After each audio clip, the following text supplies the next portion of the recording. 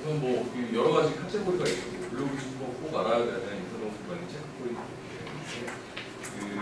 제일 이슈가 많이 되는 부분이 아무래도 근로기준법이겠죠.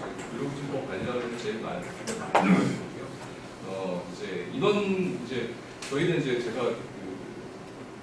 사업장 니즈를 인원 구성을 보니까 인원이 이렇게 많으시지가 않으시더라고요. 그래서 대부분 이제 5인 미만 사업장들이 많으신데 5인 미만 사업장이라고 하더라도 반드시 지켜야 되는 법들이 있습니다. 그래서 그런 법들은 다시 한번 말씀드리고 이제 5인하고 경계되시는 사업장들도 있으시니까 5인하고 5인 넘었을 때하고 5인이 안 됐을 때에 대한 근로기준법 차이가 굉장히 많이 나거든요. 그래서 그런 부분에 대해서 알아가시는 계기로 사무실은 좋겠다라고 생각합니다.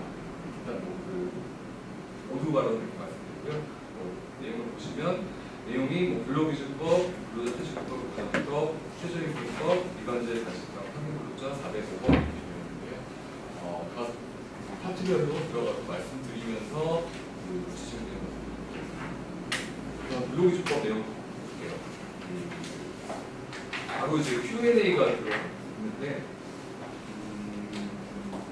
1일 8시간 기본 주 40시간 근무에 기본급 50만 원이지만 팁을 포함한 한 달 수입이 200만 원 이상 수준인 식당 사업장에서 3년 근속한 배달 근로자 A에게 퇴직금 포기 각서, 최저임금 2달의 기본급 확인 각서를 받았다면 당사자 간의 효력에 대한 부분은 어디까지 효력이 인정되느냐라고 하는 Q&A를 제가 써봤어요. 시간이 좀 있으시니까 혹시 이거에 대해서 대답을 아시는 분이 있으시면 말씀해 주시면 감사하겠습니다. 저 기본급은 지금 올해 50만 원이라고 예시를 들은 거니까 올해 최저임금 상관없이 그냥 생각해 주시면 될 것 같아요.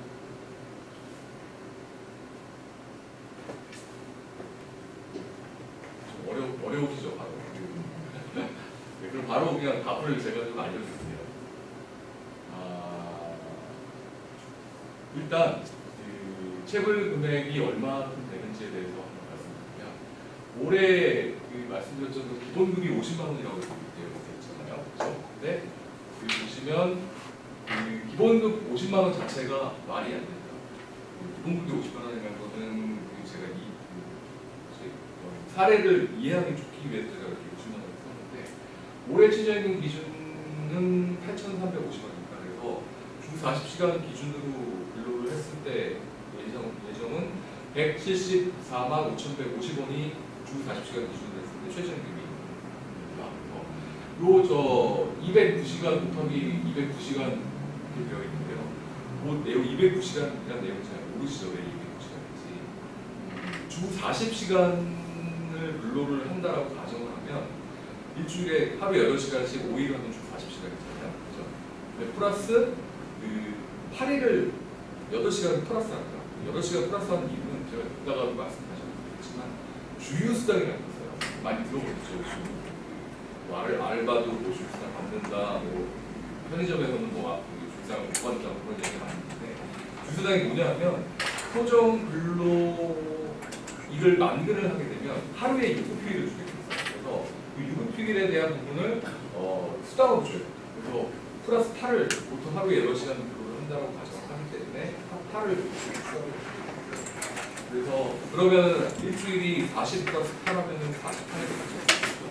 48 곱하기 4.345 4.345를 하는 이유는 한 달이 4주 내지 5주잖아요. 그죠? 근데 이거를 연 평균으로 하면 1년이 52주예요. 그래서 52 나누기 12를 하게 되면 4.345. 그래서 48 곱하기 4.345를 하게 되면 208.5원이에요. 그래서 저희가 한 달의 소정근로 시간은 209시간 정도 됩니다. 그러면 8,350원 곱하기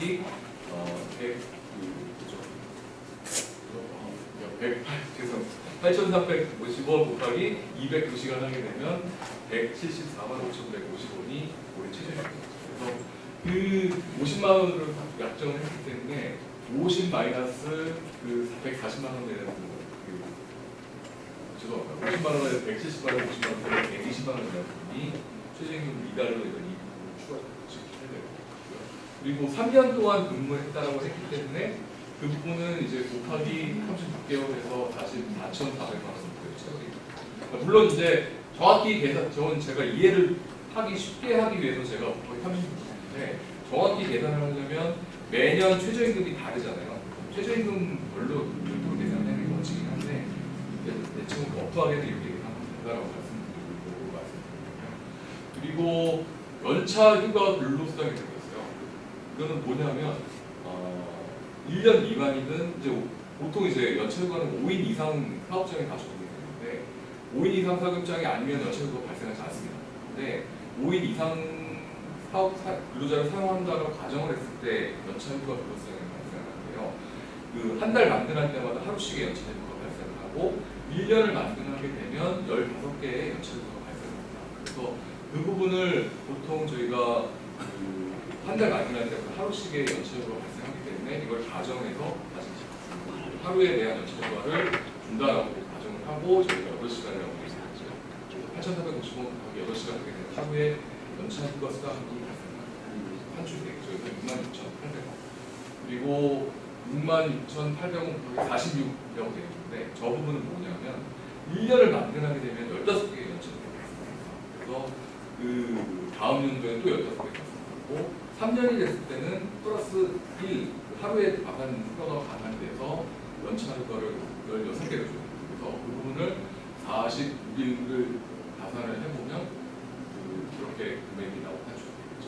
그리고 퇴직금은 그 최종 3개월간 그 퇴사하는 시점 이전 3개월간 받은 임금 총액을 그 기간의 일수로 나눈 금액을 평균 임금이라고 하거든요. 근데 그 금액 곱하기 3년 하게 되면 532만 원입니다. 그래서 그 사실은 뭐 여러 가지 지금 금액이 많죠. 대략 이거 아까 이렇게 약정을 하고 했을 때는 5천만 원을 추가적으로 더 주셔야 됩니다. 엄청나죠. 그래서 되게 계속 제가 말씀드리겠지만 여러 가지 근로계약이라든지 그런 거를 명확히 해놓지 않는다라고 하게 되면 이런 문제가 발생합니다. 그래서 이거는 뭐 나중에 근로자한테 그렇고 노동부에 가서 이걸 뭐 내가 나 몰랐다 이렇게 해서 약정해서 유연하지 않았다고 하더라도 이 부분은 보호가 되지 않기 때문에 결국 사업주가 그쪽으로 주셔야 되는 거예요. 그래서 처음에 근로계약을 굉장히 이런 부분을 감안하시고 그렇게 하셔야 나중에 문제가 없다고 생각을 하십니다. 그리고 아까 저기 문제에 있었던 부분이 그 팁이 있었어요. 팁을 포함한 한 달 수익이 200만 원이다라고 되어 있었는데 여기는 팁이 없죠. 그러니까 이것도 미리 말씀을 드리면 팁은 임금이 아니에요.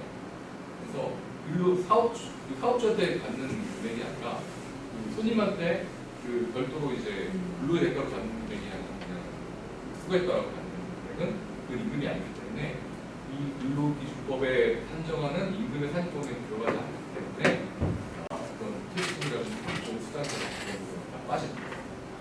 미리 제가 거의 다 말씀드렸습니다. 이해되시죠?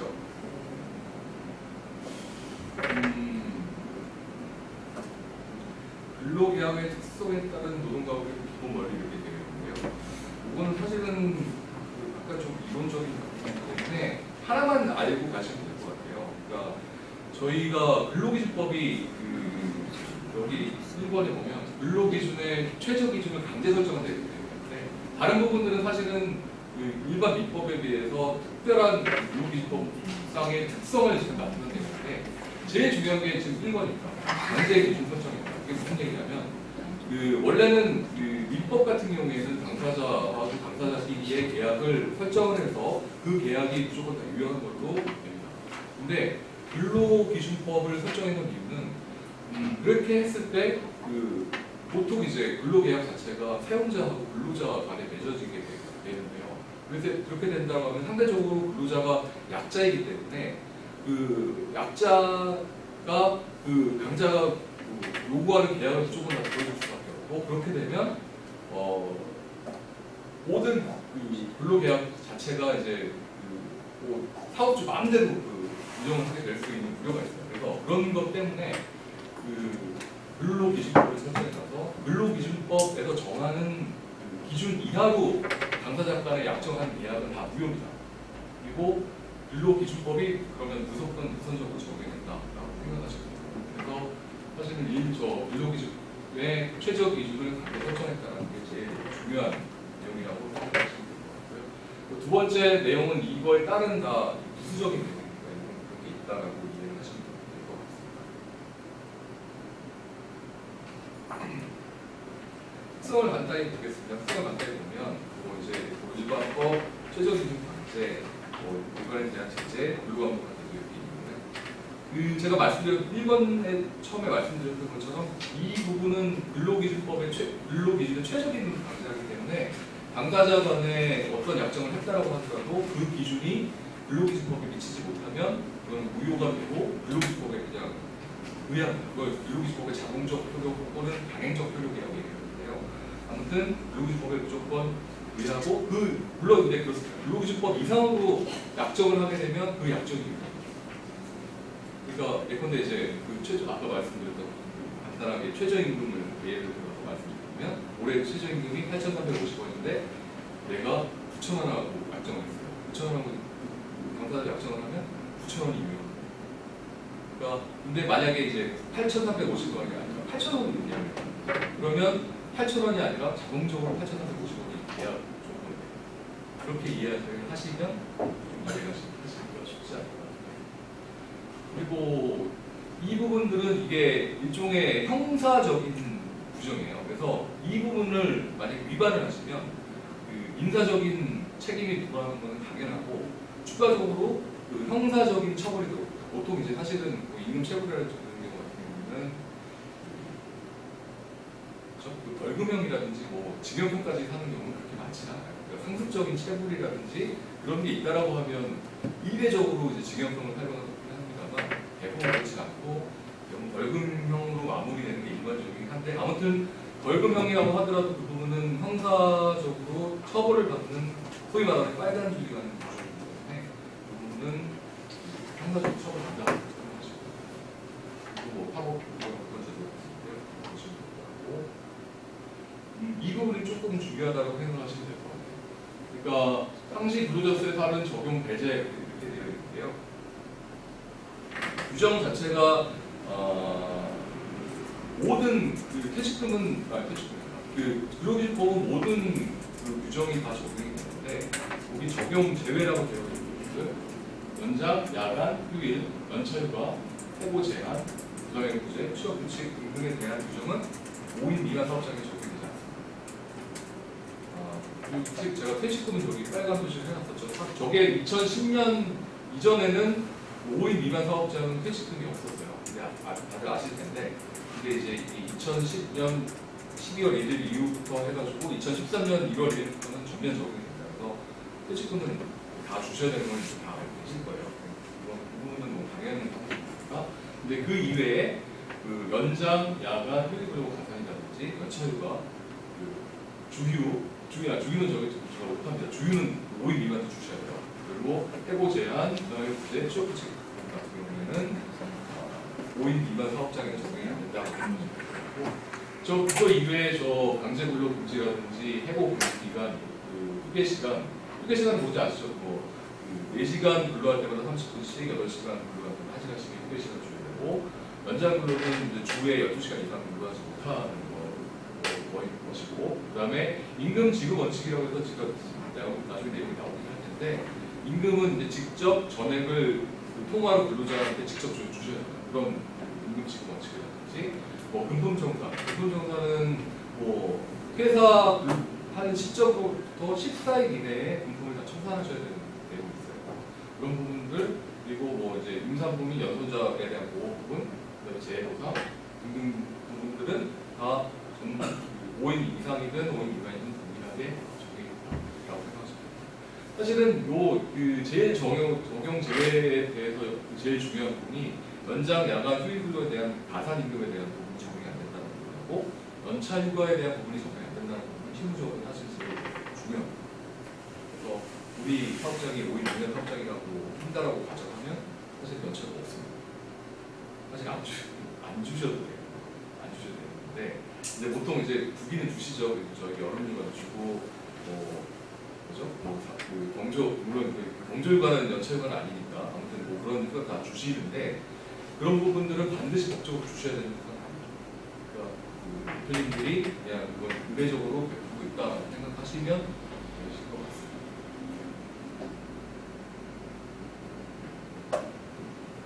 제가 말씀을 다 드렸어요. 그래서 답을 말씀을 다 드렸는데 지급 의무는 있고 연장, 야간, 휴일 근로에 대한 가산 수당이 지급되는 건 지급하지 않으셔도 돼요.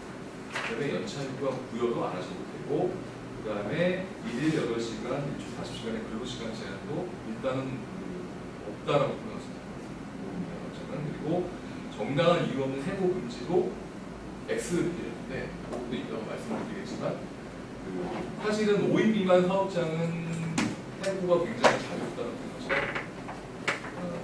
제가 아까도 말씀드렸지만 해고를 하려면 해고의 그 정당성이 있어야 되거든요. 근데 해고의 정당성을 다지려면 이게 5인 이상 사업장이어야 하고 그러려면 그거는 5인 미만 사업장은 상대적으로 보호를 덜 받는 거예요.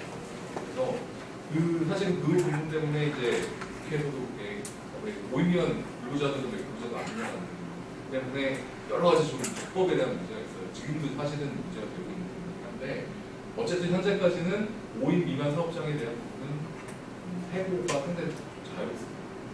물론 그렇다고 해서 이제 뭐 해고 예고수당이든지 아니면 서면에 대한 해고 홍보라든지 그런 걸 하지 않아도 되는 건 아니에요.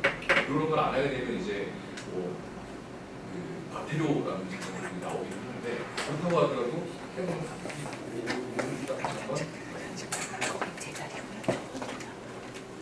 그리고 근로조건 서면 명시, 피해시간 프로 주일고요, 해고 예고수당, 상조적으로 읽어주시기 바랍니다.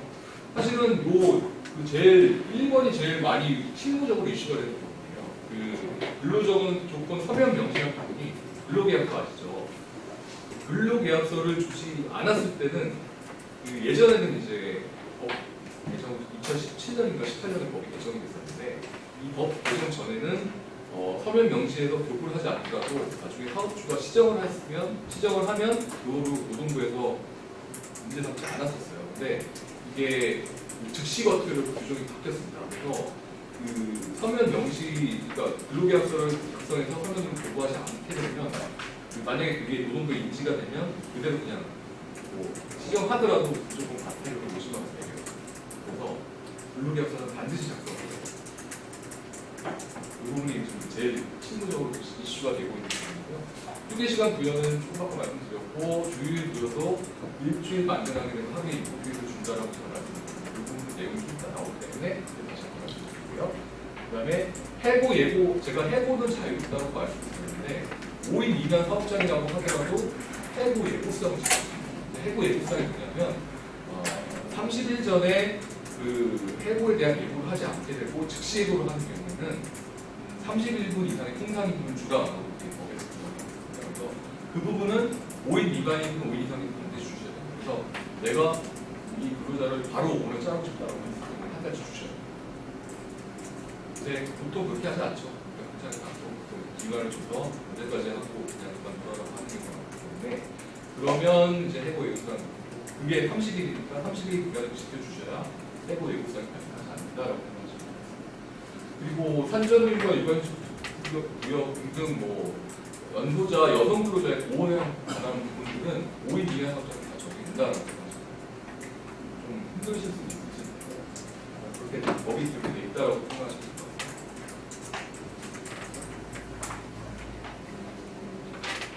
이 부분이 나와 있는데 이 부분은 사실 좀 500만 원 이하 벌금이 법에는 이렇게 돼 있는데 이제 즉시 과태료로 바꾼 부분 제가 반영을 했네요. 이렇게 된 그 임금의 구성 항목, 지급 방법, 계산 방법, 휴일, 연차휴가에 대한 부분을 근로계약서에 쓰셔서 반드시 근로자한테 서면으로 교부를 하셔야 돼요. 이거를 교부를 하지 않았거나 했을 때는 이 근로자가 이걸 노동 들고 가서 나 근로계약서 작성하지 않았습니다. 사업주 처벌해주세요 하게 되면 과태료를 처벌받습니다. 그래서 굉장히 실무적으로 유의하셔야 돼요. 그렇거나 근로계약서는 반드시 작성하셔야 돼요. 어떤 근로조건을 하시는 중에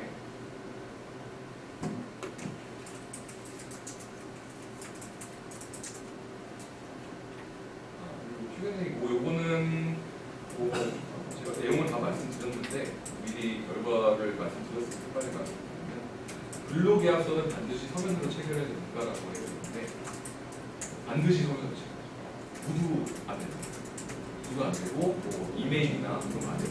반드시 서면으로 체결해야 되고 그거를 반드시 근로자한테 한부 보고를 해주죠. 보고를 할 때는 그걸 뭐 두부 작성해서 한부 주시는 게 원칙이긴 한데 뭐 한부 작성해서 카피해서 주셔도 됩니다. 어쨌든 어떤 형식이든 간에 근로자한테 반드시 보고를 서면으로 하셔야 됩니다. 두 번째,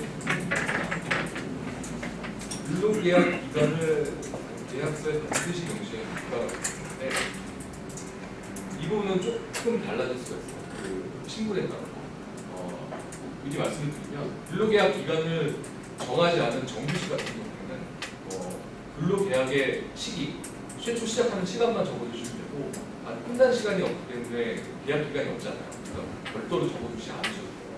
근데 그게 아니고 근로계약 기간이 정해져 있는 예컨대 계약직 근로자, 뭐 그런 단기간 근로하는 근로자 같은 경우에는 계약 기간의 종기를 반드시 서면에 명시를 해주셔야 돼요. 그렇지 않으면 나중에 이제 문제가 그리고 구수로 예컨대 뭐 3개월간 했다라고 했는데 그 계약서에 명시가 없으면 그거는 주장하는 사람이 다 입증을 해야 되는 문제로 발생하거든요. 근데 이게 입증이 안 되면 그냥 정규직 계약하는 걸로 인정이 되는 확률이 굉장히 높습니다. 그래서 그런 부분들은 반드시 계약서에 명시를 해주셔야 된다. 이것도 많이 물어본 요즘은 사실은 이 부분을 다 아시는데 수습, 일용, 아르바이트를 채용할 때도 근로계약서를 채용해야 되니까 반드시 채용 근로계약서를 작성하셔야 됩니다.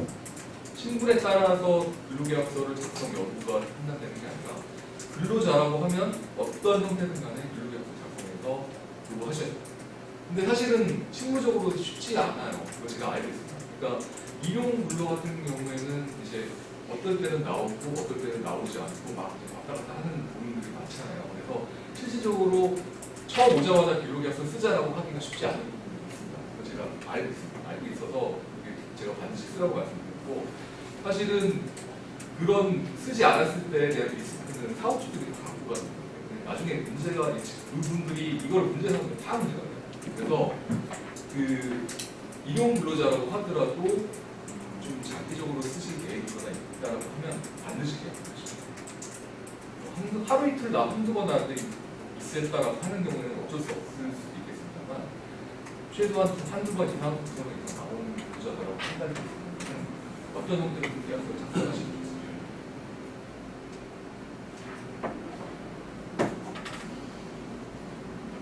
그리고 근로계약서 작성 및 보고 의무라고 되어 있는데요.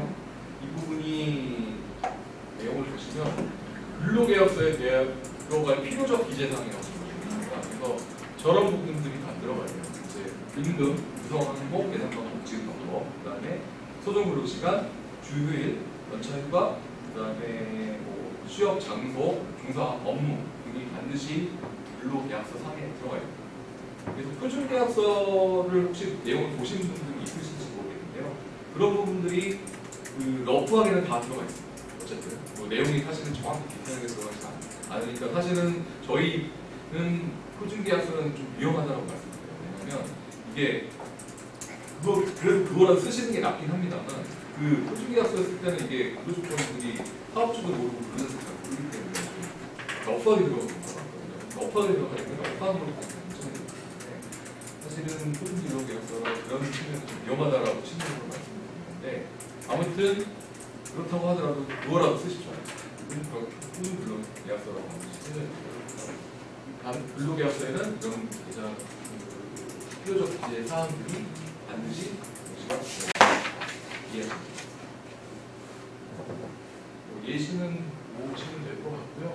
내용은 거기 있으니까 한번 내용을 한번 살펴보시면 이해가 다 되실 겁니다. 제가 말씀드렸던 필요 기재 사항들이 다 들어가 있어요. 이제 1-1에 보면 뭐 기본급, 직책수당, 고정수당 등 임금의 구성 항목들이 다 들어가 있고요.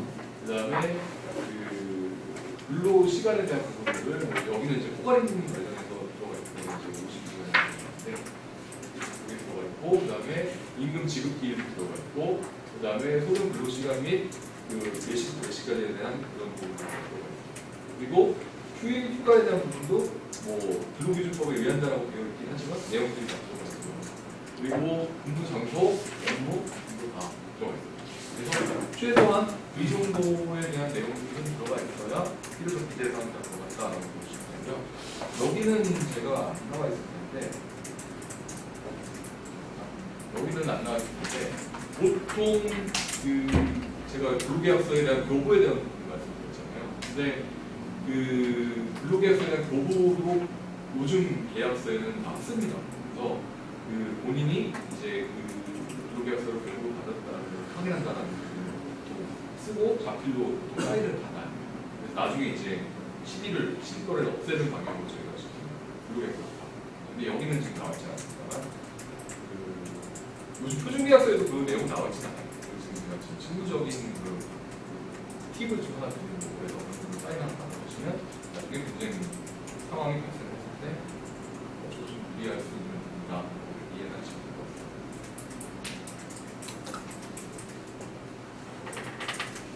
그리고 OX 퀴즈인데요. OX 퀴즈 할 시간이 있죠. 아직 한 시간 남았습니다. 1번은 볼까요?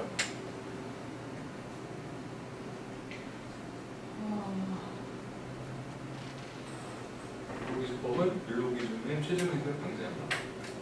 뭘까요? 있을까요? 오, 네, 맞습니다. 오. 그리고 2번, 근로계약서는 서면으로 작성하지 않아도 된다. X. 맞습니다. X. 그 다음에 근로계약서의 내용에는 임금 성능비만 기재하고 이를 근로자한테 보고하지 않아도 된다. 네, 맞습니다. X. 그리고 퇴직금 규정은 4일 미만 사업장에는 적용되지 않습니다. 5하고 X가 다 했습니다.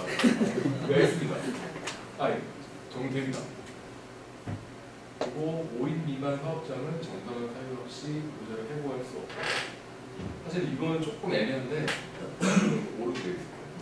그 5인 이상 사업장은 그 정당한 사유 없이 해고할 수 있다는 얘기는 거꾸로 말씀드리면 5인 미만 사업장은 정당한 사유가 없어도 근로자를 해고할 수 있다라고 이해를 하시면 됩니다. 아까 해고 예고사항과는 별도로 제가 말씀드렸습니다.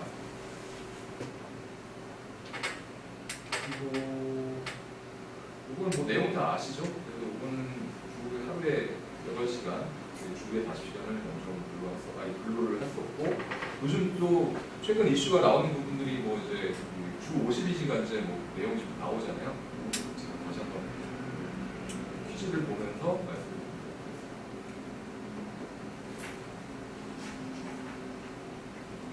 내용이 있어요. 주 40시간이라면 토요일은 쉬는 게 아닙니다. 어떻게 생각해요? 네, 쉬는 거, 쉬는 게 아니라? 쉬는 게 아니라? 그러면 쉬는 게 아니면 나도 일을 해야 돼. 일을 해야 돼.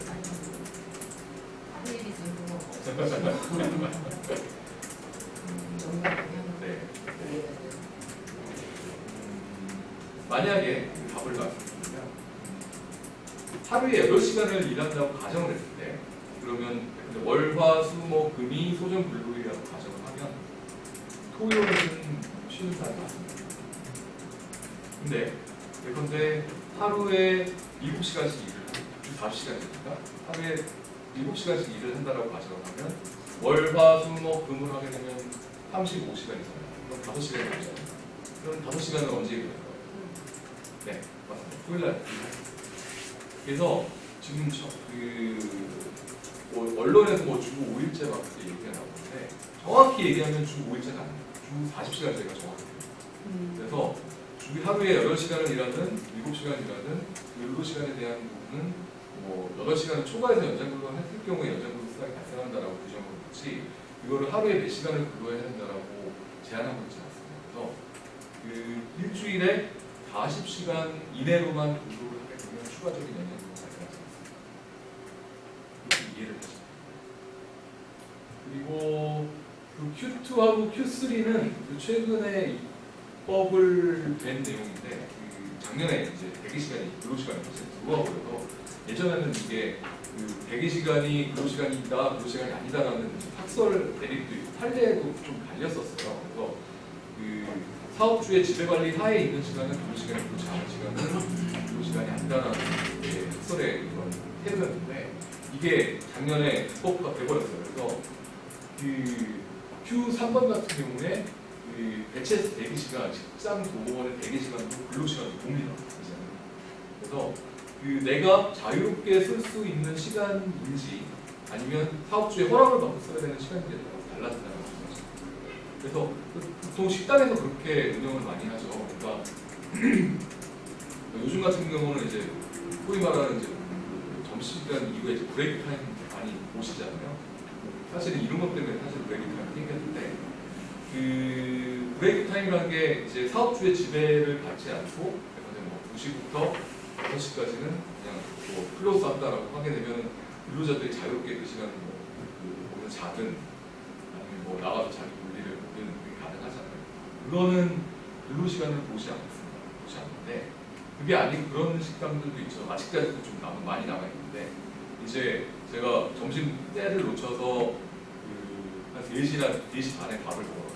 네, 그랬을 때 그 종원들이 이렇게 쉬고 있다가 밥 주세요 그러면 이렇게 주잖아요. 그거는 엄밀히 얘기하면 대기시간이에요.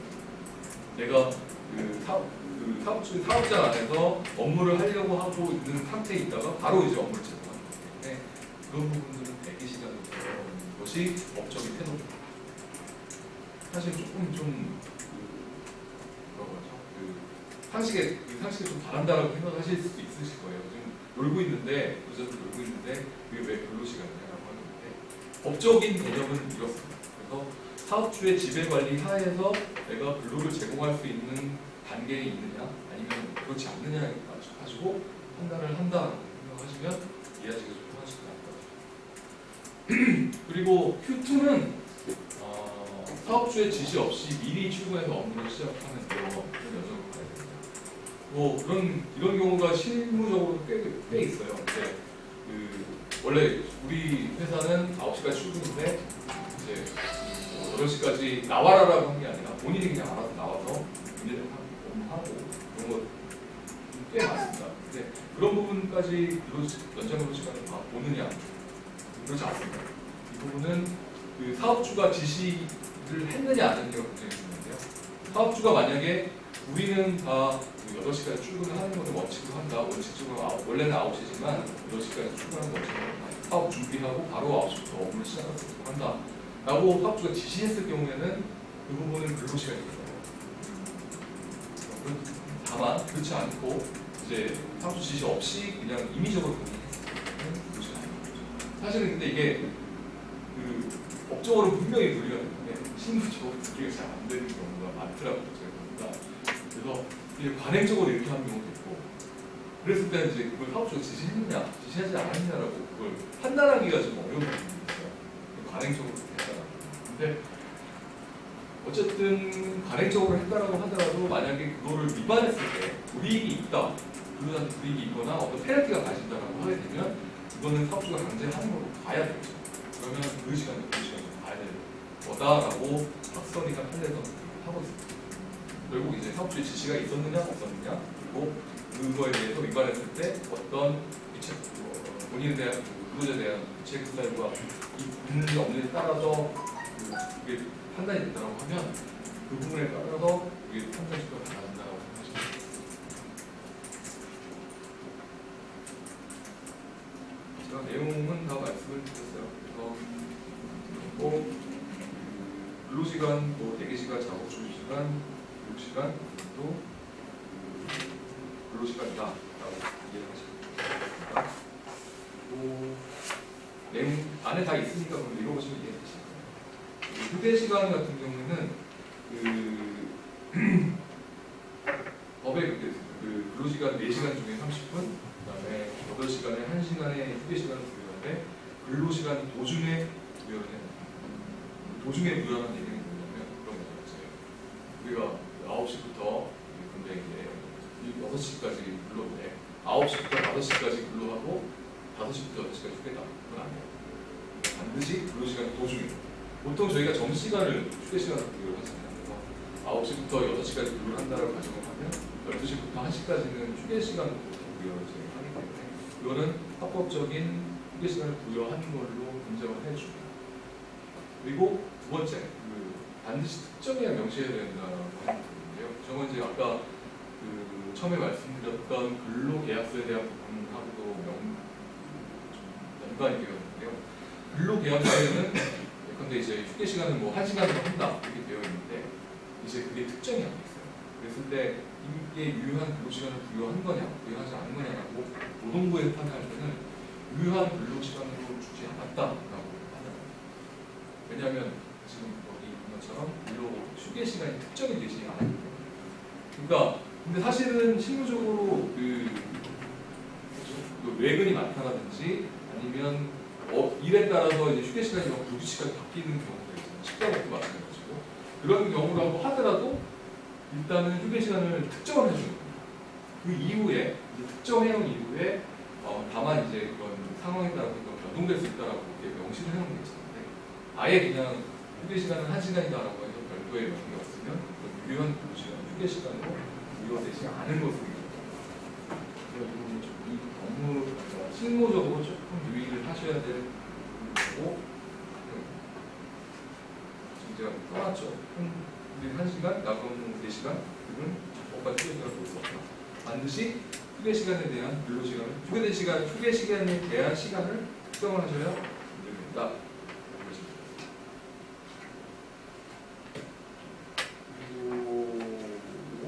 다 아시죠? 제가 다 계속 말씀드렸기 때문에 18세 이상은 일일 8시간, 일주 40시간 그리고 18세 미만 연소근로자 같은 경우에는 일일 7시간, 일주 40시간 물론 연소자 근로자 쓰시는 데가 그렇게 많지는 않으시겠지만 적어도 이렇게 있다고 생각하고요.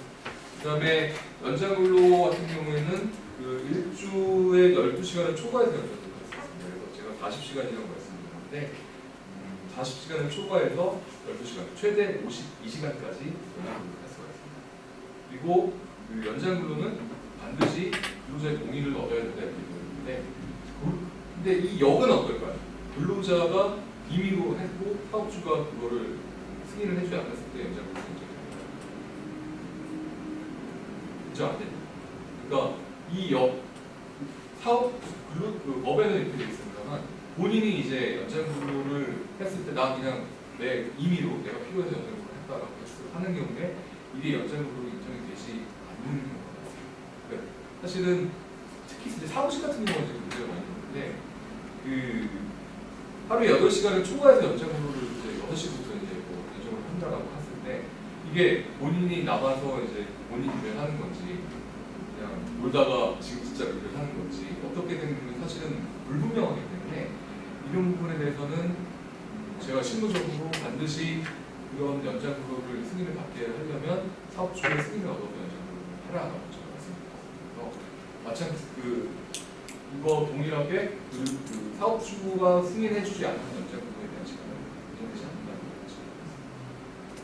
그리고 연장근로 가산수당이라고 되어 있는데요. 연장, 야간, 휴일과 마찬가지인데요. 법정 근로시간, 주 4시간은 하루 8시간 초과하는 연장근로에 대해서는 1.5배 가산해서 됩니다. 보시면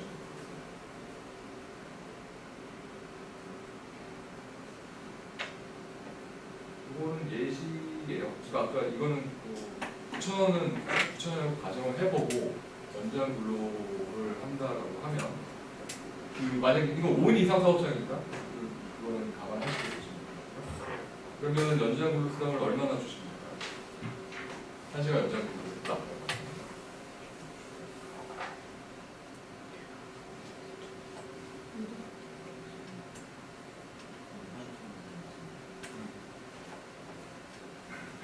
말씀하셨네요. 맞습니다. 13,500원 주시는 왜 13,500원 주시냐면 일단 9,000원 플러스 1.5배 가산해서 주시는 거죠. 그러니까 50%더 주시고 그래서 13,500원을 반드시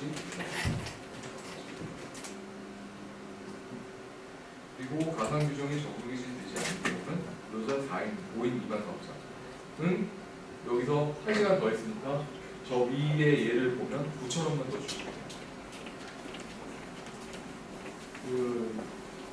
이게 2018년인가 9년 18년인가요? 이게 법내 연장 근로라는 게 있었어요. 근데 그 부분은 사실은 지금 헷갈리기 때문에 제가 말씀을 안 드리겠는데 그 부분도 이제 가산임금이 적용이 안 됐었습니다. 그 부분은 이제 폐지가 됐고 무조건 이제 5인 미만 사업자만 연장 근로에 대한 가산임금이 없다라고 합니다.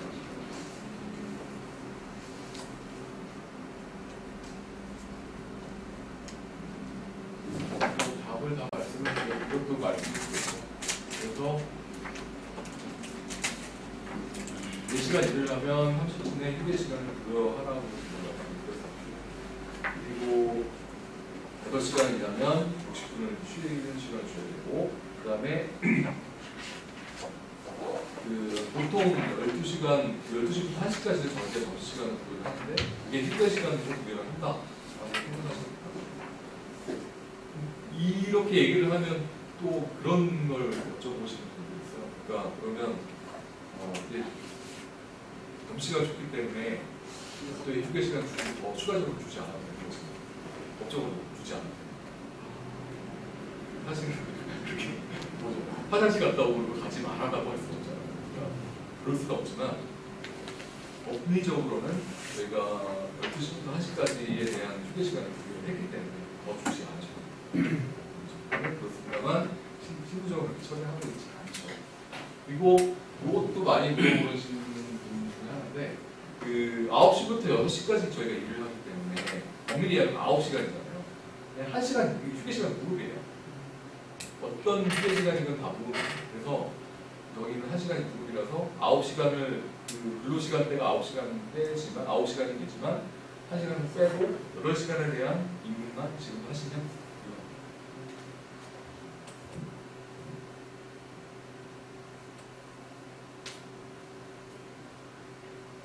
이것도 많이 이제 상식적으로 많이 아셔요. 그래서 한번 점검한다는 내용을 보시면 될 것 같고요. 10시부터 그 다음날 6시까지는 야간 근로입니다. 그래서 근로 시간대가 야간인 분들이 있어요. 아예 그냥 교대제 근로를 한다든지 그런 분들은 보통 이 야간 근로 시간 급여에 포함되는 게 일반적입니다. 그분들이 야간 근로 시간을 안 받는 게 아니고 이 시간대에 적용이 되면 야간 근로를 생각합니다. 사실은 제가 웨딩이나 아니면 미용업이나 그런 뭐죠? 새벽에 나와서 일하시는 분, 4시부터 나와서 일을 하시는 분 있으시잖아요. 4시, 5시 사실은 이거 적용돼요. 근데 그냥 보니까 실무적으로 그냥 무시하거나 아니면 그냥 정액에 대한 수당으로 그냥 다 마무리를 하는 경우가 많은데 사실은 법 위반에 대한 소지가 있습니다. 정확히 얘기하면 그래서 보통 이제 4시부터 6시까지에 대한 새벽 4시에 출근했다고 가정하면 4시부터 6시까지는 야간 그냥 줘야 되는 거예요. 몇 프로를 야간 50%. 그것도 바로 나와 있어요. 야간 근로는 연장 근로, 휴일 근로 마찬가지로 50% 있는 것인데 아까 9,000원이라고 가정을 하면 4,500원 더 주셔야 돼요. 제가 숨어 있더라고요. 제가 보니까 숨어 있는데 대표님들이 아시는 분들도 계시고 이제 우리는 딴 데는 다 이렇게 안 주니까 그냥 안 주시는 분들도 있고 그렇긴 한데 법적으로는 문제가 없어요. 인지는 하고 계셔야 나중에 근로자들이 이거에 대해서 컴플레인이 왔을 때 대응할 수 있을 수가 있습니다. 그래서 보통 저희가 급여 설계를 할 때는 그런 새벽에 대한 근로가 어느 정도 예정되어 있다고 하면 그 부분까지 넣어서 급여를 설계를 하는 게 일반적이에요. 그렇게 해야 나중에 추가적인 임금에 대한 지급을 하지 않아도 되는데 그런 거 없이 그냥 뭐 정액 얼마다라고 그 시간대가 막 이렇게 돼버리면 나중에 그거 가지고 문제를 제기하면 문제가 될 수 있습니다. 인지는 하고 계시는 차원, 인지를 하고 계시다는 차원에서 제가 말씀드렸습니다.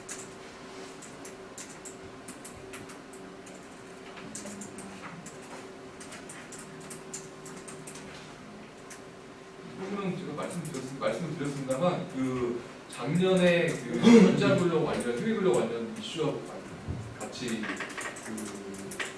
함께 말씀을 드리면 저희가 연장 근로는 일주일에 최대 12시간까지 연장 근로를 할 수가 있다고 했잖아요. 그래서 저희가 40시간 플러스 12시간이니까 52시간까지 연장 근로를 할 수가 있다고 말씀드렸습니다.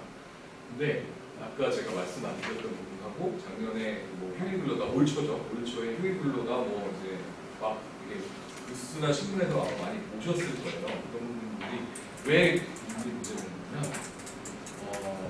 우리나라는 지금까지는 노동부에서 해석을 하는 거는 일주일이 7일이 아니고 일주일이 5일로 갔어요. 이해가 잘 안 되시죠? 일주일이 5일로 갔어요. 5일로 가서 이거 행정해석이나 다시 5일로 갔습니다. 그래서 예컨대 월화수목금이라고 가져오면 월화수목금에 40시간을 하게 되면 추가적으로 12시간 추가적으로 연장을 할 수 있는데 그거 플러스 저희는 휴일 근로가 따로 있어요.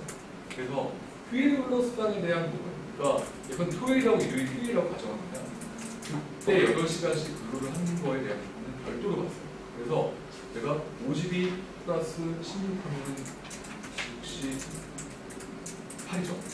68시간에 대한 연장 근로까지 지금 가능했다라고 생각하십니다. 근데 이 부분을 왜 도대체 일주일이 7일, 저도 이제 너무나 처음 되면서 의문이 가졌던 부분이 일주일이 7일인데 왜 도대체 5일이지? 라고 했던 부분이에요. 근데 그 부분은 이제 실질적으로 저희가 근로시간이 길고 연장 근로 부분이 되게 좀 만행화되고 그런 부분들이 있어서 그리고 실질적으로 뭐 연장 근로가 필요한 사업자들도 많았고 그래서 장시간 근로가 좀 관행화되어 있던 부분이 있어요. 그런 부분들 때문에 그 부분을 일주일이 7일이 아닌 5일로 가정을 해서 근로시간을 늘렸던 건데 이 부분을 올 초에 개정을 한 거예요. 그래서 일주일은 7일이고 휴일 근로를 이제 판단하지 않고 최대 근로할 수 있는 연장 근로 시간은 40 플러스 12에 대한 12시간까지, 그러니까 52시간에 대한 부분까지만 연장 근로가 가능하다. 그러니까 휴일 근로가 실질적으로 16시간이 없어진 거죠. 그래서 재계나 경영계에서 난리를 친 거예요. 그 부분 때문에 실질적으로 연장 근로를 할 수가 없기 때문에. 근데 그 부분은 이제 좀 경과 규정을 둬서 지금은 이제 300일 이상 사업장을 다 시행을 하고 있고요. 그리고 이제 내년부터 2020년 1월 1일부터 이제 300일 미만 사업장부터 50일 사업장까지 이제 들어와요. 근데 저희도 지금 사실 되게 걱정이에요. 그러니까 300일 이상 사업장들은 그런 부분들을 소위 말하는 이제 비용이나 그런 부분들을 커버할 수 있는 여력이 있는데 이제 50일에서 300일 미만 사업장들이 이걸 과연 사실은 결론적으로 그만큼 연장으로 시키지 않겠다고 하는 부분에 대해서는 추가적인 비용을 고용하라는 거예요. 근데 그 부분이 과연 쉽겠느냐라고 하는 부분에 대해서는 사실은 좀 퀘스천이 부분이 있습니다. 그래서 여러 가지 지원금이라든지 대체 인력에 대한 부분에 그런 걸 많이 국가에서 그런 장시간 근로에 대한 부분을 보완하기 위해 많이 노력을 하고 있는 부분이 있는데 아직은 조금 좀 지켜봐야 되고 실제로 이제 파급이 이제 2020년 1월부터 오기 때문에 그때 이후에 이제 어떻게 될 건지에 대해서는 저희도 사실은 좀 지켜보는 상황이다 생각하십니다.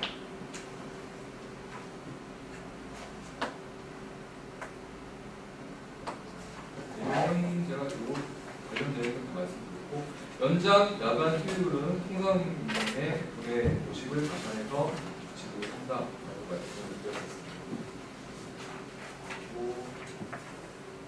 말씀드렸으면 넘어가겠고요. 그리고 야간 근로, 휴일 근로 제한. 이 부분도 그냥 상식적으로 알고 계시면 될 것 같은데요. 임신부나 임신부, 특히 임신부가 제일 중요한데 임신부는 연장 근로 못 시켜요.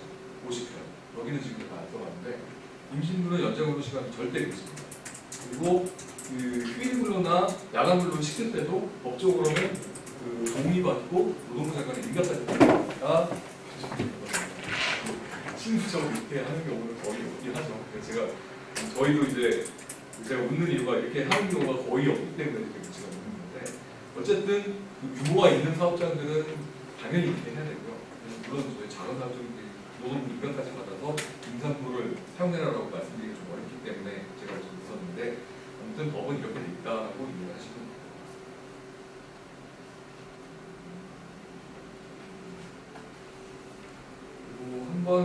리마인드하는 부분으로 한번 넘어가시면 18세 이상 근로자 근로시간은 일일 8시간, 일주일 40시간, OX입니다.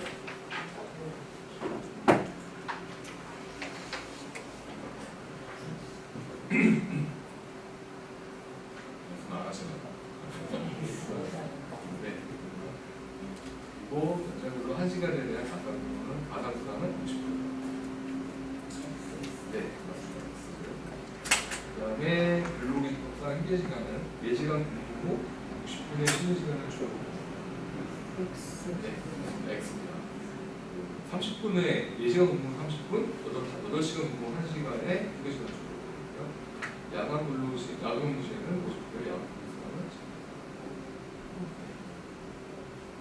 요거는 제가 그 5번째 거는 말씀을 안 드렸는데요. 이것도 빨리 말씀드리겠습니다. 요거는 됐습니다. 아직까지는 효율을 가지고 싶습니다.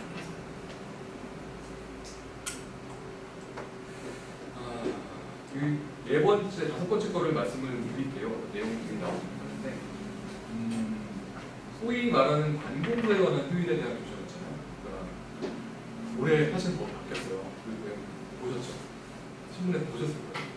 법이 바뀌었어요. 법이 바뀌어서 이제 이런 3.1절, 현충일, 광복절, 크리스마스 등등등 소위 말하는 달력에서 보는 빨간 날 있잖아요. 그 날들은 지금까지는 근로기준법상 휴일이 아니었어요. 그래서 나와서 근로를 해야 되는 날이에요. 멋있죠? 말이었는데 이게 법으로 바뀌었어요. 이게 이제 쉬는 날로 바뀌었어요. 쉬는 날 바뀌었는데 이게 경과 규정이 있어요. 경과 규정이 있어서 이게 2022년인가요? 2022년인가요? 그때부터는 이 날도 그 휴일이에요. 휴일에서 이날 근로를 시키면 휴일로서 좋고 차이가 되게 차이예요. 그러니까 지금은 이날 근로를 시키면 원칙적으로 이제 근로를 해야 되는 날이기 때문에 별도의 휴일도 주지 않았는데 이제는 휴일도 주죠. 지금은 그렇습니다. 지금은 그 법적으로 휴일이라고 규정되어 있는 근로기준법상 법적으로 휴일이라고 규정되어 있는 휴일들이 두 가지밖에 없습니다. 주휴일하고 근로자입니다. 5월 1일하고 주휴일, 일요일, 월화수목 금을 근로하게 되면 쉬는 일요일에 대해서 나와서 근로를 시키게 되면 그 날은 일정금의 자산에서 휴일로서 줘요. 근데 다른 날들은 사실은 휴일로서 없었어요. 물론 이제 이런 날들을 큰 회사들은 다 쉬잖아요. 근데 왜 쉬냐라고 했을 때는 이런 날들을 취업규칙이나 근로계약이나 단체협약에 약정휴일이라는 휴일이다라고 지정을 해요. 그러면 약정휴일로 지정을 해놓으면 약정휴일이라고 하더라도 일반 그 법정휴일하고 똑같은 효과를 가져요. 그래서 이런 날 그런 규정이 있는 회사들은 나와서 근로를 하게 되면 1.5배 가산 임금이 있습니다. 근데 다른 규정이 없다라고 하면 이 날들은 휴일이 아니에요.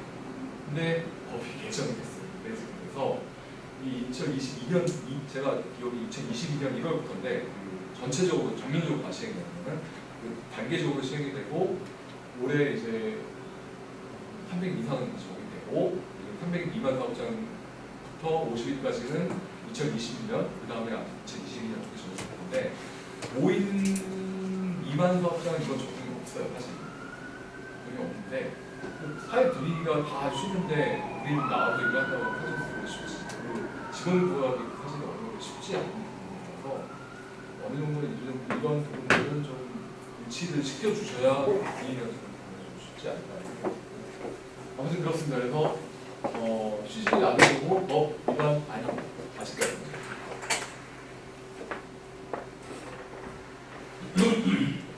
휴게가 있는데 이게 시간이 되거든요. 계산하는 방법이니까 이거는 한 사람만 볼까요? 한 사람만 볼까요? 1번만 한번 보죠. 1번만. 그러니까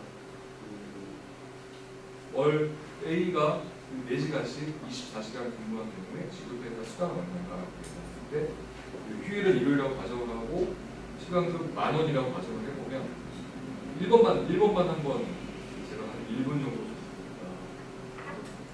계산해 보시고 혹시 답을 아시면 말씀해 주시면 되겠습니다. 1분만 드릴게요.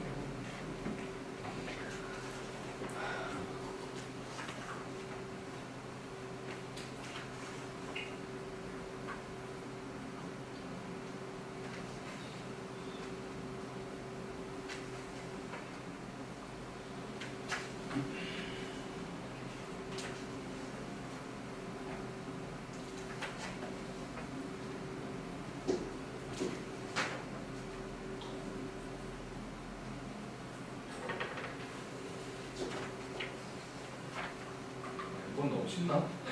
이건 너무 쉽네요. 2번까지 푸시죠. 이건 그냥 곱셈이네요. 30초간 더 보겠습니다.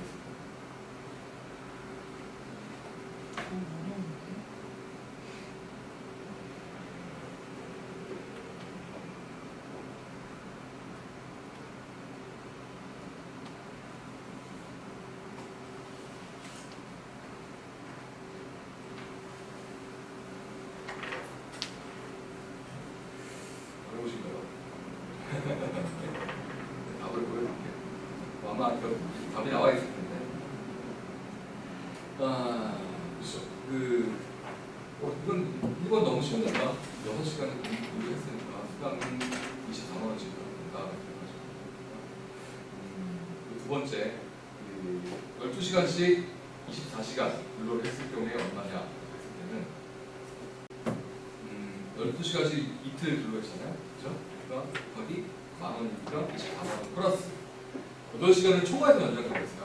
그러니까 그렇게 됐을 경우에는 8시간 그 초과한, 그러니까 12시간이니까 그 초과한 부분이죠. 그러니까 4시간씩 그 이틀을 근로했고요. 거기다 만 시급 만 원이고 그 가산임금이 50% 가산임금이기 때문에 4만 원입니다. 그래서 월요일 금요일 12시간씩 이틀 일했다고 하면 가산임금이 24만 원에 플러스 4만 원 해서 28만 원을 지급하셔야 된다. 보시면은 이해되실 거예요.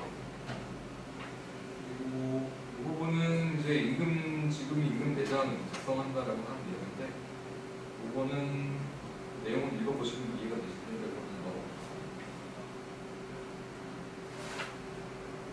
그리고 이것도 한번 내용을 보시고 말씀드릴게요. 그러니까 지금 제가 여기 밖에서 가끔 전화 받는 내용이에요. 지금 내용을 보니까 근로자 A가 교통법규 위반으로 과태료 처분 받아가지고 대신 지급한 금액이 200만 원, 그 다음에 1000만 원, 그리고 개인적 채무로 해서 1000만 원을 했는데, 이랬을 때 공제를 어느까지 가능하냐가 직접불의 원칙하고 관련된데요. 답이 없죠.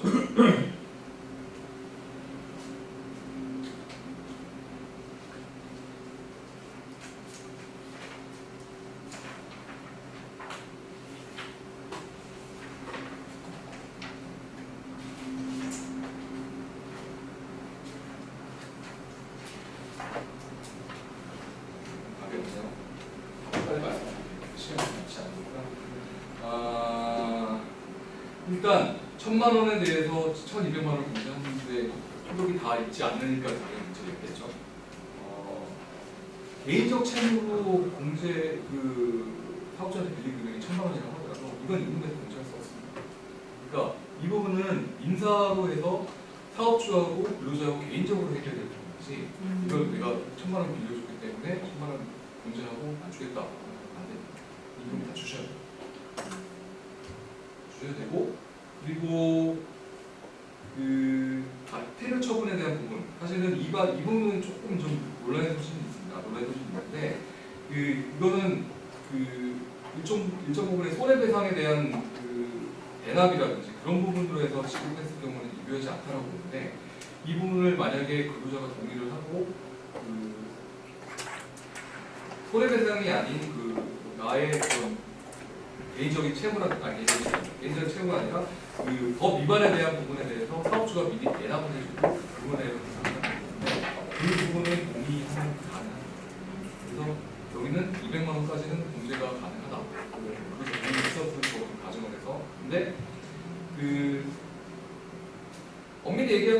천만 원을 또 천만 원도 사실은 실무적으로는 공제가 가능하다라고 봐요. 왜냐하면 그러니까 그냥 사업주가 그 부분을 이제 임의로 공제하는 게 아니라 그렇게 해서 내가 이거를 임금에서 원래는 하면 안 되는데 네가 이거를 실질적으로 나한테 갚기로 하고 그거에 뭐 변제 약정도 쓰든지 해가지고 실질적으로 준다라고 하게 되면 이 부분이 무효다라고 판단하지는 않는 것 같아요. 실무적으로. 근데 법리적으로는 그렇습니다. 법리적으로는 모두에 말씀드렸던 것처럼 이 부분은 공제 자체가 금지이기 때문에 공제가 된다. 공제가 되지 않는다. 법리적으로는 그렇게 생각하시면 될 것 같습니다. 그래서 사실은 법적인 이슈를 안 만드시려면 이렇게 서로 공제를 하고 하는 거는 사실 그렇게 바람직하지 않아요. 그러니까 이건 완전히 별도로 처리를 해주시는 게 임금에서 문제를 하는 게 아니라 별도로 처리를 해주시는 게 법적인 문제가 발생하지 않는 겁니다. 직접불, 통합을, 정기불이라는 원칙이 있고요. 그다음에 전액불이라는 원칙도 있고 뭐 시효도 있는데요. 직접 근로자한테 임금 받지 못해야 되고 현물이 아니고 단지 통화를 지급해야 되고요. 그다음에 최소 월 1회 이상 지급해야 되고 그리고 뭐 지급일로부터 이제 미지급시 임금체불 성립 이렇게 되어 있는데요. 법에서는 이렇게 되어 있습니다. 근데 실질적으로 이거를 뭐 지연이자를까지 노동부에서 조라라고 판단하지는 않는 것 같아요. 그래서 법에서 이렇게 되어 있는데 왜 이렇게 지연이자를 지급하지 말라고 하느냐? 그러니까 지급하지 말라고 하는 게 아니라 이거는 법원에서 판결을 받아와야 인정해준다라고 실무적으로 그렇게 얘기를 하기 때문에 법하고 좀 현실하고 좀 맞지 않는 부분인 것 같습니다만 아무튼 법에서는 그렇게 규정을 하고 있다라고 이해하시면 돼요. 그다음에 전액불, 그다음에 임금채권, 시효가 있습니다. 그래서 이런 임금채권 시효도 이거 실무적으로 조금 이슈가 있는 부분인데, 그러니까 임금체불이 근로자로서 임금체불이 되고 그 이후에 이제 3년이 지난 다음에는 이거를 청구를 하실 수 있겠습니다만 사업주가 이거 주지 않으셔야 돼요. 시효가 완성입니다. 근데 이 부분은 그 노동부에서는 5년까지 봐요. 그러니까 이거는 인사채권에 대한 소멸시효가 3년이고 공소시효라고 되어 있습니다. 임금을 지급하지 않았을 때 사업주를 처벌할 수 있는 기간은 5년입니다. 그래서 공소시효하고 소멸시효하고 좀 달라요. 그래서 공소시효는 5년이기 때문에 만약에 3년이 지났다라고 하더라도 처벌을 받을 수 있습니다. 내가 그 사람한테 돈을 물어주지 않았는데 사업주로서. 그래서 그 부분은 좀 차이가 있다라고 생각합니다. 그리고 이 개념은 사실 좀 어려운 개념인데 표를 빨리 말씀드리고 그러니까 그 평균임금하고 통상임금이라는 개념이 있습니다. 이건 사실 좀 어려운 개념이라서 간략하게 말씀드리면 평균임금은 쉽게 말씀드리면 퇴직금을 산정할 때 산정하는 기준이다. 산정한 사유가 발생한 날 이전 3개월간에 받은 임금 총액을 전액으로 그 해당 기간의 일수로 나눈 금액을 평균임금이라고 얘기하는데요. 이 금액은 퇴직금 계산할 때만 필요한 금액이라고 생각하시면 될 거고, 통상임금은 그거 이외에 이제 매월 정기적, 고정적, 일률적으로 근로자한테 지급되는 금액을 통상임금이라고 얘기합니다. 그래서 이 금액을 산출한 이유는 이제 뭐 연장, 야간, 휴일, 연차 수당 계산할 때 저희가 통상임금을 기준으로 산정하기 때문에 법적인 의의가 있습니다. 근데 이 부분까지는 사실은 모르셔도 될 것 같아요. 오늘 수준에 이런 게 있다라고 그냥 인지만 하시면 될 것 같아요. 그래서 쉽게 생각하시면 이렇게 제가 범위를 넣어놨는데 또 평균임금은 퇴직금 산출하는 금액이라고 생각하시면 된다고 말씀드렸잖아요. 받는 금액 전부 다 들어간다고 했죠. 어떤 명칭인데. 그래서 내가 근로자한테 그 근로의 대가로 지급한 임금은 다 퇴직금에 대한 산출 인거가 된다라고 생각하시면 됩니다. 그리고 이제 통상임금 제가 아까 취지를 말씀드렸습니다. 빼고 그 옆에 이제 인센티브, 경조사비, 실비 변상, 퇴직금 예금 이런 수당들이 여러 가지 있는데요. 이런 부분들은 이제 기타 부품이라고 얘기합니다. 좀 기타 부품을 얘기해서 사업주가 근로자한테 지급 의무가 있는 금액이기는 합니다만 저런 금액들은 퇴직금 산입범위에 들어가지 않아요. 그래서 내가 예컨대 이제 인센티브라는 게 이제 줄 수도 있고 주지 않을 수도 있고 사업 실적에 따라서 근로자한테 지급으로 결정되는 거잖아요. 경조사비도 마찬가지고요. 그리고 실비 변상적으로 그런데 그 어떤 출장비라든지 그런 거를 내가 실비로 해서 근로자한테 주는 부분들 그런 부분들 그리고 뭐 축의금 뭐 여러 가지 이런 것들은 퇴직금 산입법에 들어가지 않는 인포를 합니다. 저희 법리적으로 해당 부분이랍니다. 아무튼 이렇게 되어 있다라고 얘기를 하시면 될 것 같습니다. 판례가 있는데요. 이런 부분들은 좀 읽어보시면 될 것 같고 내용 좀 어려우실 거예요. 이 부분들은 그래서 나중에 혹시 궁금하시면 별도로 제가 제 연락처라든지 있으니까 질문을 주시면 따로 말씀드립니다. 그리고 임금 체불에 대한 부분인데요. 혹시 뭐 그러실 일은 없으시겠지만 주위에 이제 사업이 어렵거나 해서 임금을 지급하지 못했을 때는 이런 임금 체불에 대한 책임을 지게 되는데요. 퇴직한 날 이후 14일 이내에 임금을 반드시 하셔야 됩니다. 그리고 그 퇴직금을 보통 근데 딱 14일 이내에 지급하는 게 원칙이긴 합니다만 이제 저희 자금 사정이라는 경우에 따라서 지급 날짜가 정해져 있는 회사들이 있어요. 그런 경우 같은 경우에는 당사자 간 합의에 따라서 뭐 예컨대 30일 날 주기로 했다라고 하면 30일 날 주기로 한다는 합의서를 받으면 그때까지 주시는 건 괜찮습니다. 그래서 반드시 당사자 간의 합의에 있어야 당사가 하고 그 다음에 뭐 임금 체불 책임의 면제 이렇게 되는데요. 또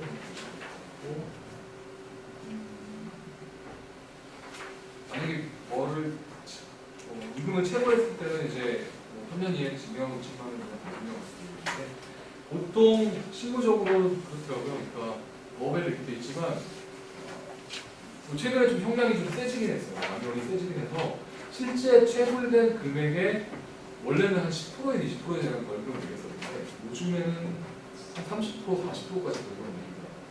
그래서 이렇게 좀 예전보다 좀 양형이 세졌다라고 이해를 하시면 될 것 같고 반의사 불벌죄라는 게 있는데 아까 제가 최저임금 관련해서 처음에 모두에 말씀을 드렸었는데 일반 임금 체불에 대해서는 그 사업주를 처벌하지 않기를 원한다라고 합의가 되면 사업주 처벌하지 않습니다. 그래서 그냥 그걸로 마무리해가지고 끝나는 경우가 대부분인데 최저임금 대한 부분 있지 않습니까? 최저임금에 대한 부분은 그거는 반의사 불벌죄가 아니에요.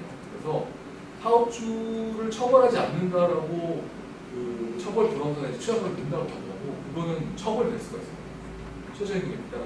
그래서 근로계약서 최저임금 뭐 이런 반의사 불벌에 대한 부분까지 되게 유기적으로 움직이기 때문에 특히 이제 기본급에 대한 부분을 정하실 때 있어서 반드시 최저임금을 넘겨주셔야 나중에 이제 이런 거 가지고 근로자가 시비를 걸지 못하게 될지 이런 걸 이제 좀 뚱겨가지고 가는 경우에는 나중에 문제를 삼을 여지가 있습니다. 이 부분은 좀 이해를 하시면 좋을 것 같습니다. 그리고 이번 말씀 14일 내내 집합도 말씀드렸고요.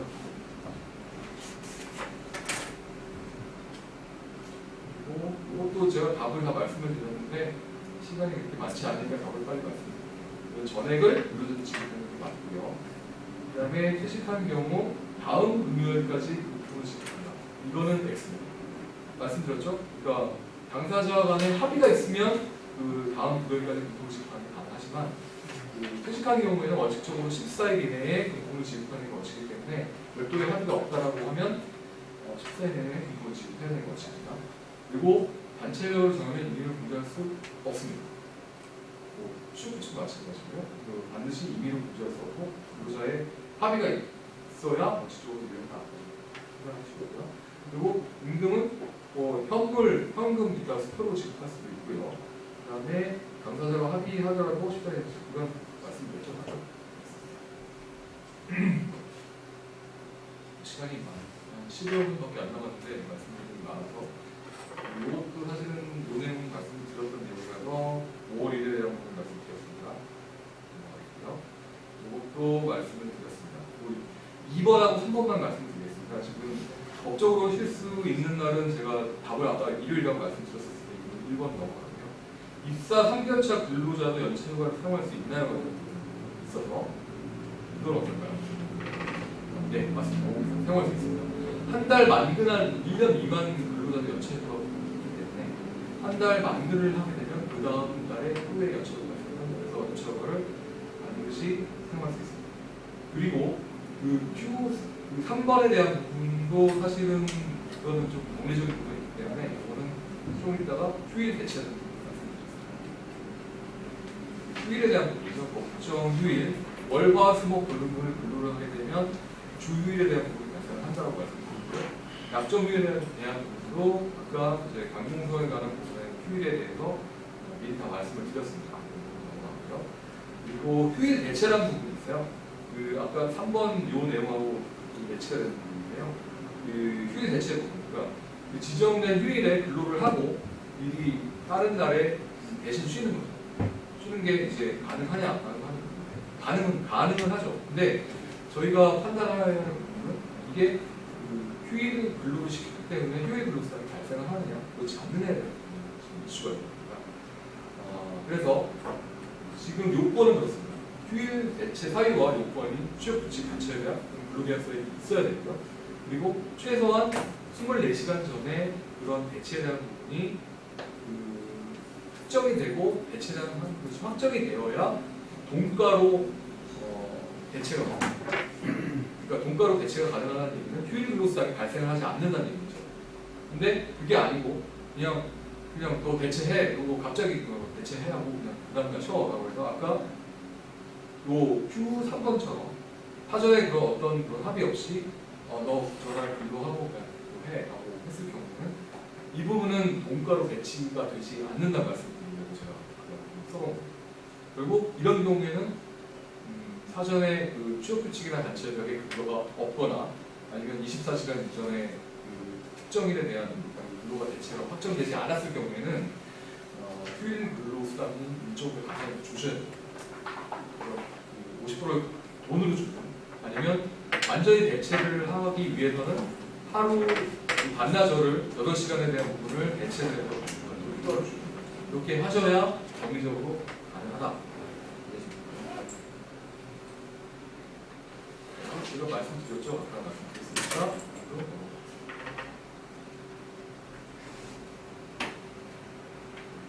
또 아까 제가 엄청나게 빨리 말씀드려서 말씀 다 드린 것 같은 그 내용이 있으시니까 보시면 될 것 같고요.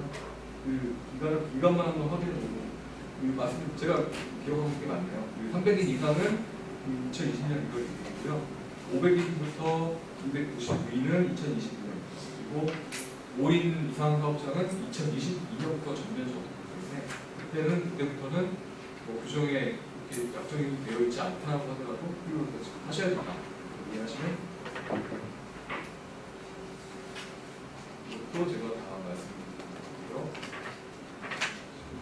시간이 많지 않으니까 연차 휴가하고 그 다음에 해고 관련해서 빨리 말씀드리고 그 다음에 그 이후의 내용에 대해서는 아마 질문으로 대체를 해야 될 것 같습니다. 지금 시간 배분 좀 잘 못해가지고 10분밖에 안 남았네요. 일단 그렇습니다. 그 연체휴가부터 말씀을 드리면 1년간 8할 이상 근로한 휴가 같은 거, 그 근로자 같은 경우에는 15일에 대한 연체휴가 주죠. 15일에 대한 연체휴가를 주고 매 2년 가산할 때마다 7,000원도 제외하고 그러니까 3년, 5년, 7년 이렇게 될 때마다 하루씩의 가산휴가를 주죠. 그래서 뭐 3년이 되면 16일, 5년이 되면 17일 이렇게 해서 가산휴가를 주신다고 생각하시면 될 것 같고 최대 한도는 25일까지 주시면 됩니다. 그리고 1년 미만 연체휴가라는 부분도 말씀드렸습니다. 그래서 근속기간이 1년 미만 근로자도 연체휴가 근로를 한다. 이 부분은 요즘은 대부분 다 알고 계시는데, 그러니까 1년 이상 근로한 사람들은 연체휴가 주시는 건 다 알고 계시는데, 1년 미만도 연체휴가 주셔야 돼요? 라고 저한테 물어보시는 사업주분들이 아직도 꽤 계세요. 그래서 1년 미만 근로자도 한 달 만기를 하게 되면 연체휴가 줘야 된다. 라는 걸 알고 계시면 좋을 것 같습니다. 그리고 요거는 이제 작년 5월 29일 날 법이 개정이 된 부분인데, 사실은 저희는 대부분 이제 5인 미만 사업자이기 때문에 크게 아마 피부로 안 와 나가실 텐데요. 이게 굉장히 사실은 핫 이슈였어요. 그 작년 올해 핫 이슈인 게 뭐냐면 이게 그 연차휴가를 부여를 할 때 이제 기존에는 그러니까 법 개정 전에는 15일을 연차휴가를 부여를 하는데 최초 연도에 사용한 연차일수가 있다라고 하면 그 연차일수를 빼고 줬었어요. 그런데 1년 기간에 그 1월 1일부터 12월 30일까지 예컨대 제가 10개를 썼다라고 하면 그 다음 연도에 15개가 발생을 하는데 15-10을 해서 5개만 줬습니다. 그래서 결국 예전에는 2년 동안 15개만 사용할 수 있었었던 거죠.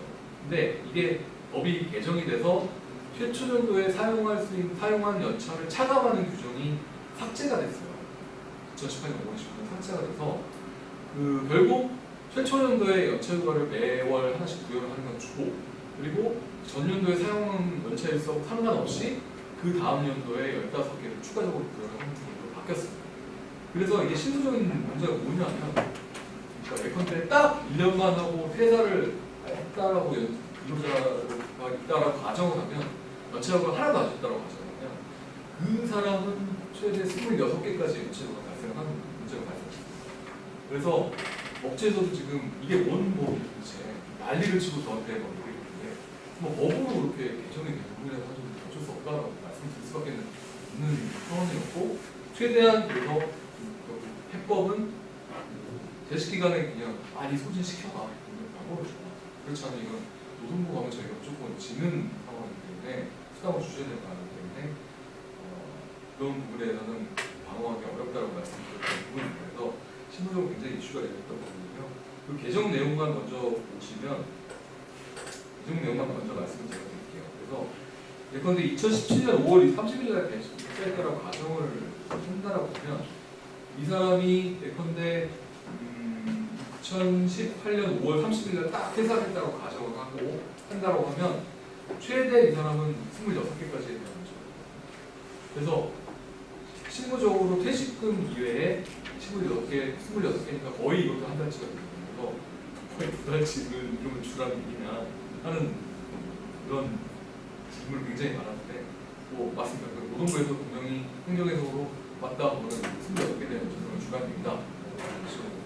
판단을 했기 때문에 저는 이런 이슈가 발생하지 않도록 빨리빨리 그 재직 기간에 연차휴가를 소진하거나 아니면 수당을 주시거나 할 수밖에 는 방법이 사실은 없다라고 저희도 말씀드릴 수밖에 없어서 좀 안타까운 내용이긴 해요. 이렇게 개인적으로는. 근데 아무튼 법은 이렇게 돼 있으니까 운영을 하셔라라고 하시고 혹시 5인 이상 사업장에서 운영을 하시는 분이 있으시면 이 부분은 100% 문제가 되기 때문에 꼭 운영을 하십시오. 또 넘어가겠습니다. 지금까지도 말씀을 드리니까요. 이상도 넘어가겠습니다. 모두 내용 읽어보시면 될 것 같고요. 제일 중요한 게 해고 관련해서 말씀을 드리고 일단 오늘 그 이후에 그 여러 가지 최저임금법이나 이런 내용들은 올해 개정된 내용만 말씀드리고 마치도록 하겠습니다. 제일 저희 농사 하면서 제일 많이 받는 질문 중에 하나가 이 의료관계 종료 관련 사유예요. 그래서 실질적으로 이제 해고를 어떻게 할 수 있느냐, 그리고 해고는 어떻게 해야 되느냐, 그리고 그 해고할 때 어떻게 하면 승수를 할 수 있느냐 제일 많이 물어보는 이슈 중에 하나인데 그렇습니다. 이제 여기 내용이 네 가지가 나오는데 제일 중요한 게 그 원고사직하고 해고의 차이를 아시는 게 제일 중요해요. 뭐냐면 내가 예를 들어보죠. 이 친구가 내가 갖고 있는 직원이 이제 마음에 안 들어요. 내보내고 싶은데 너 나가라고 했어요. 이 친구가 알겠습니다. 하고 파스터 쓰고 나갔어요. 이거 하고 그 다음에 너 나가라고 했을 때 나는 그만두지 못하겠습니다. 라고 했음에도 불구하고 그럼 너 나가라고 했을 경우가 이게 두 가지가 차이가 있어요. 뭐가 차이가 있어요?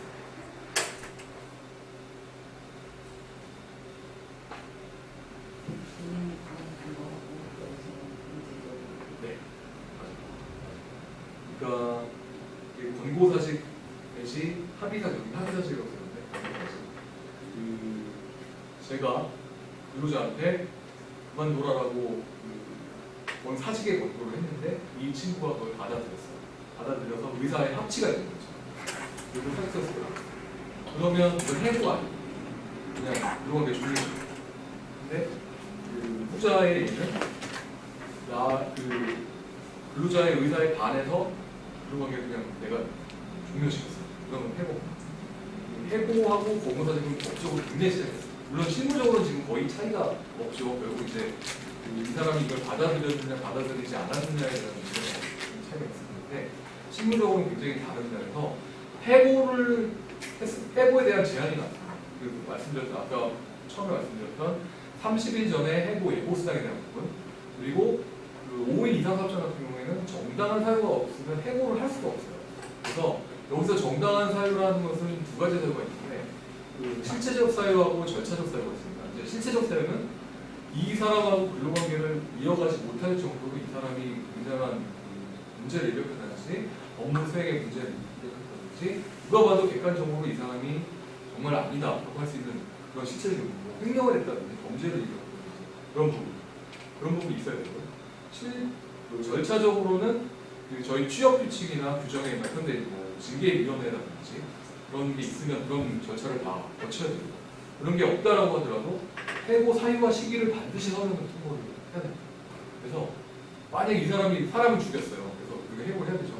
근데도 우리가 서면 통보 안 했어요. 그럼 저희가 집니다. 그래서 이런 해고의 절차적 사유와 실체적 사유를 다 충족을 해야 해고를 했어요. 되게 실무적으로 중요한 사안이다라고 생각하시면 돼요. 그리고 1번, 2번 Q&A가 있는데 그 한 달치 임금을 주면 그냥 해고할 수 있는가요? 라고 있는데 이게 저희는 5일 수도 있고 X일 수도 있어요. 5일 수도 있는 이유가 뭐냐면 저희는 대부분 지금 5일 미만 사업장이기 때문에 그 한 달 미만 해고 예고 수당을 좀 해고할 수 있어요. 저희는 맞습니다. 근데 5인 이상 사업자 같은 경우에는 한 달 임금 줘도 해고 못합니다. 왜냐하면 이거는 제가 말씀드렸던 것처럼 해고의 정당한 사유 중에 실체적 사유가 없기 때문에 그죠? 그냥 너 마음에 안 드니까 나가라고 하는 정당한 사유가 아니죠. 그러니까 그거는 집니다. 그리고 두 번째, 그리고 근로계약이 만료돼서 그만두는 근로자한테 사직서를 꼭 받아야 되나요? 이것도 사실은 O하고 X하고 좀 나뉘어져요. 아까 저희 내용 중에는 아마 기간제법 관련 내용이 들어가 있어서 제가 시간이 있을 정도 말씀을 잘해 있었을 텐데 아무튼 근로계약이 이제 1년 단위로 정해졌다고 가정을 하면 근로계약이 만료가 된다고 하면 그냥 그건 자동적으로 근로계약이 종료가 됩니다. 그래서 원칙적으로는 사직서를 받으실 필요는 없지만 근데 실무적으로 이게 딱 최초 계약이면은 지금 제가 말씀드린 것처럼 근로계약을 종료했을 때 사실 받을 필요 없지만 이게 뭐 예컨대 연속된다거나 뭐 2년 이내에 그렇게 뭐 실질적으로 이제 그 형식적으로는 계약직이나 실질적으로 이제 그게 아닌 경우가 되게 많기 때문에 그랬을 경우에는 이제 계약의 유효성이라는 그런 걸 판단을 할 수밖에 없기 때문에 그때는 사직서를 받는 게 좋습니다. 그래서 웬만하면 근로자하고 근로관계를 종료했을 때는 반드시 사직서를 받으시면 나중에 사업주가 그걸 방어하는 게 좋습니다. 그렇지 않으면 나중에 되게 대응하기가 어렵게 되는 경우가 많죠. 제가 이건 말씀을 드렸습니다. 공보사직하고 해고는 다르다 말씀드렸고요.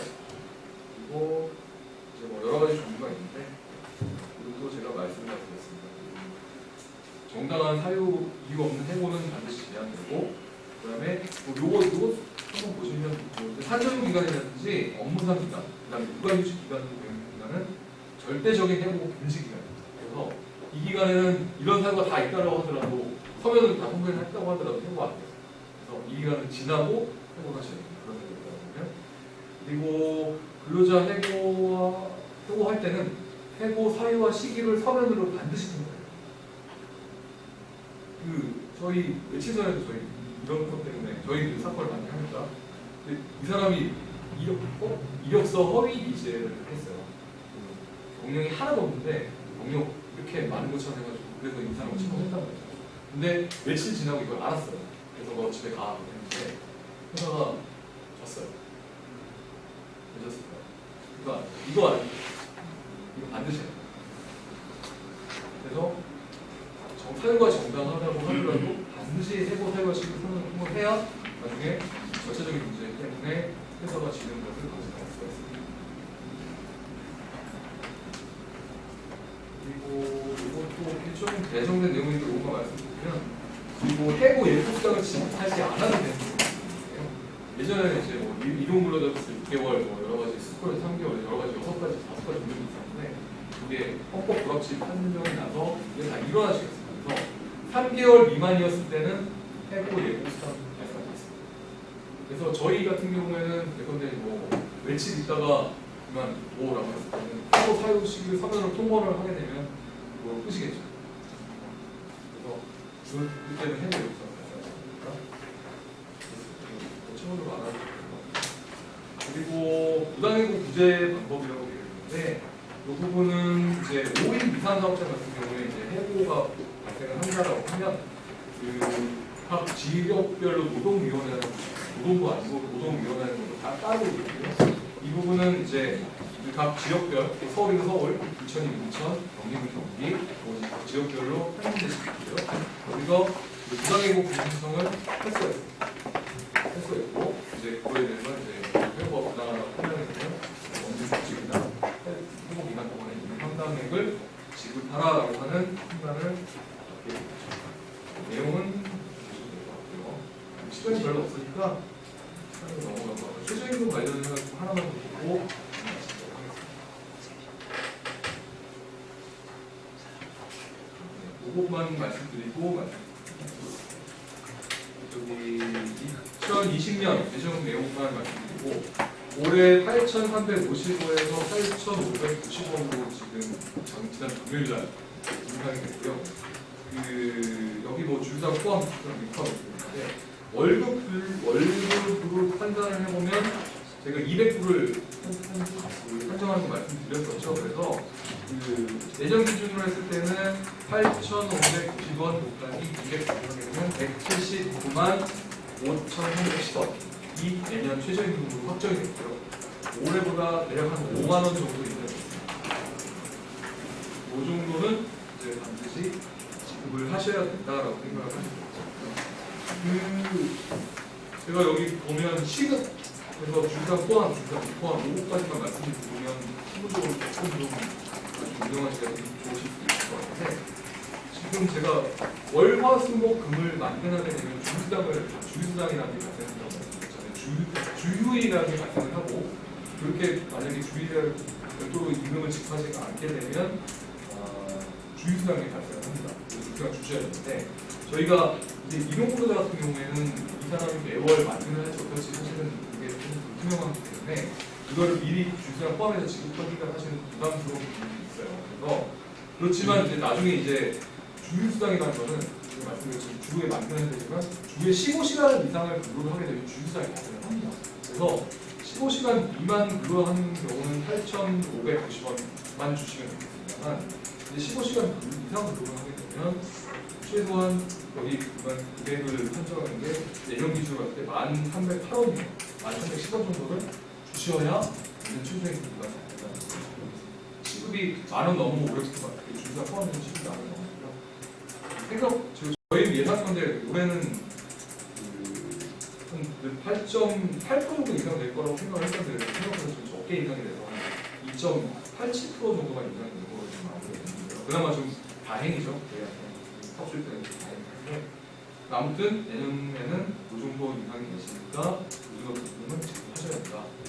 라고 이해를 하시고 이제 사업 운영하실 때 이런 부분 감안해서 운영을 하시면 좋지 않을까.